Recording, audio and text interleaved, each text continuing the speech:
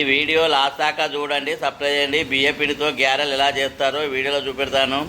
3 కిలోల పిండి, బొబ్బరిపప్పు నానబెట్టుకున్నాము, జీలకర్ర, ఎల్లిపాయ, పచ్చిమిరపకాయలు గ్రైండర్ రుబ్బుకున్నాము, కల్జామాకు, కొత్తిమీర, రామతులచాకు కడిగి శుభ్రంగా చిన్నగా కోసుకున్నాము, పల్లీలు.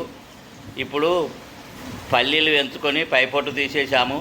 స్టవ్ అంటు పెట్టినాం. ఈ స్టవ్ పైన ముకుట్లో నూనె కాగబెట్టుకుంటున్నాను. ఈ నూనెను అందులో పోసుకోవాలి. ఈ కాగిన నూనెను పిండిలో పోసుకోవాలి. ముందుగానే జీలకర్ర, ఎల్లిపాయ, పచ్చిమిరపకాయలను రుబ్బి ఇందులో వేసుకున్నాం.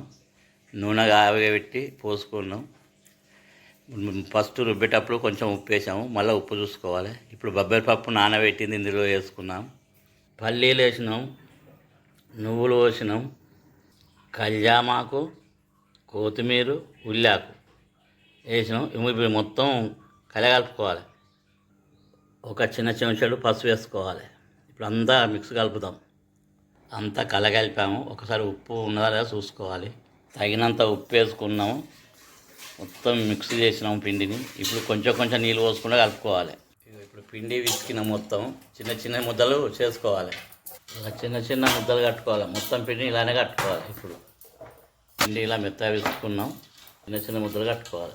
పిండి విసుకొని ఇలా చిన్న చిన్న ముద్దలు చేసుకున్నాం. గారెలు ఒత్తుకున్నాం. స్టవ్ అంటు పెట్టినాం. స్టవ్ పైన ముక్కుడు పెట్టి అందులో నూనె పోసుకున్నాం. ఇవి గారెలు కాలుతున్నాయి. వీటిని తిల్ల మర్రేసుకోవాలి. ఇలా మధ్య మధ్యన మర్రేస్తూ ఉండాలి. చూడు ఎలా కాలుతున్నాయి. వీటిని మధ్య మధ్యన ఇట్లా మర్రేస్తూ ఉండాలి. ఇలా మర్రేస్తూ ఉండాలి. మధ్య మధ్యన ఇలా మర్రేస్తూ ఉండాలి. ఇప్పుడు గారెలు కాలినాయి, తీసి వేరే దానిలో వేసుకోవాలి. మొత్తం గారెలు ఇలానే కాల్చుకోవాలి. గారెలు రెడీ అయినాయి, గుమ్మగుమ్మలాడుతున్నాయి. వేడి వేడి తింటే చాలా రుచిగా ఉంటాయి. ఇది 15 రోజుల దాకా నిల్వ ఉంటే మంచి రుచిగా ఉంటుంది. మనకి ఎప్పుడు అవసరం ఉంటే అప్పుడు ఇలా చేసుకోవచ్చు.